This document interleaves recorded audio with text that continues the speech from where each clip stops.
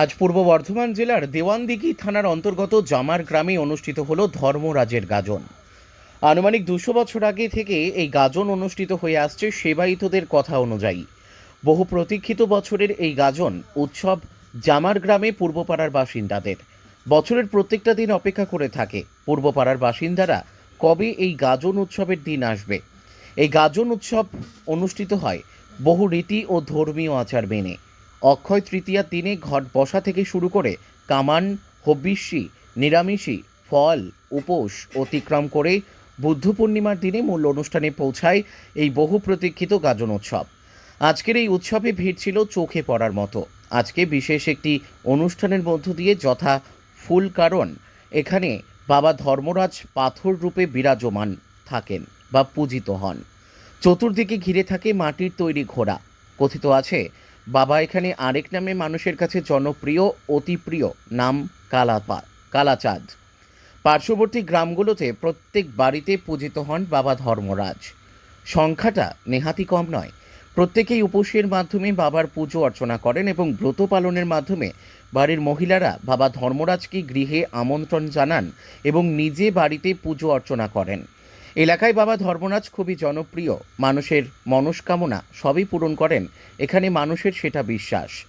পুজোয় সেবায়িতদের উদ্যোগে সাংস্কৃতিক অনুষ্ঠান অনুষ্ঠিত হয় 2 দিন এবং সেই অনুষ্ঠান সেবায়িতগণ এবং তাদের আমন্ত্রিত অতিথিরা এসে এই পুজোটিকে খুব আনন্দ সহকারে উপভোগ করেন।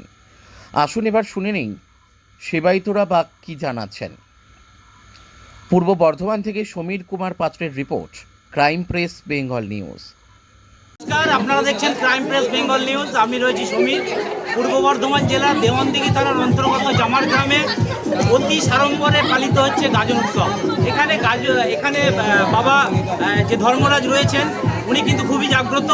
আপনারা দেখতে পাচ্ছেন ক্রাইম প্রেস বেঙ্গলের নিউজের পর্দায় যে আড়ম্বরে খুবই সাড়ম্বরে পালিত হচ্ছে গাজন উৎসব। এই যারা সেবায়িত রয়েছেন এখানে তারা ব্রতের মাধ্যমে বা নিয়ম আচারাদির মাধ্যমে কিন্তু তারা গাজন উৎসব পালন করছেন। আপনারা দেখতে পাচ্ছেন সেই ছবি আমার ঠিক পিছনেই রয়েছে মন্দির, যেখানে এখানে একটু আগে যে রীতি অনুযায়ী ফুল কারণ উৎসব অনুষ্ঠিত হয়ে গেল। যেখানে দেখতে পাচ্ছেন এখানে যারা বাবার ভক্তরা ছিলেন সবাই সেই আনন্দ একসাথে পালিত করছেন এবং এখানে যারা সেবায়িত রয়েছেন তারাও বহু প্রতীক্ষিত এই উৎসবের জন্য অপেক্ষা করে থাকেন। এবার যারা সেবায়িত রয়েছেন বা যারা বাবার ব্রত করেছেন তাদের 2-1 জনের সঙ্গে কথা বলে নেব। আমি একটু দেখানোর চেষ্টা করব যে এখানে যারা বাবার ব্রত করেছেন তাদের সঙ্গে একটু কথা বলে নেব। আচ্ছা, আপনাদের এই উৎসব কতদিন ধরে চলবে? বিগত 4-5 দিন উৎসব চলে আসছে। আচ্ছা, আপনারা কদিন যাবত মানে কদিন ধরে মানে আপনাদের যে ব্রত মানে অক্ষয় তৃতীয়ার পর থেকে শোনা যায় অক্ষয় তৃতীয়াতে ঘাট বসে, আমাদের ধর্মাতে ঘাট বসে, তারপর থেকে 9 দিনের দিনে গাজনটা শুরু হয়। 5 দিনের অনুষ্ঠান চলে, 5 দিনের অনুষ্ঠান চলে আর 6 দিনের অনুষ্ঠানটা শেষ হয়। নিয়ম ভঙ্গ হয় 6 দিন। আচ্ছা, অক্ষয় তৃতীয়ার পর থেকে আপনাদের কী কী নিয়ম মানে উপসে কিছু ব্যাপারটা হচ্ছে আমাদের অক্ষয় তৃতীয়া ঘট বসে, ঘটটা বসে দরকার আছে। আমাদের নিরামিষ খেতে হয়, তারপর থেকে তারপরে যে আমাদের 9 দিনের মাথায় কামান হয়, বেশি হয়, ফল হয়, তারপরে মহাবুদ্ধ পূর্ণিমা সবচেয়ে যে বড় পূর্ণিমা, বুদ্ধ পূর্ণিমা, সর্বশ্রেষ্ঠ পূর্ণিমা। আচ্ছা, আপনাদের কি অনুষ্ঠানও রয়েছে কিছু? আমাদের অনুষ্ঠান আছে, দেবজনকে নিয়ে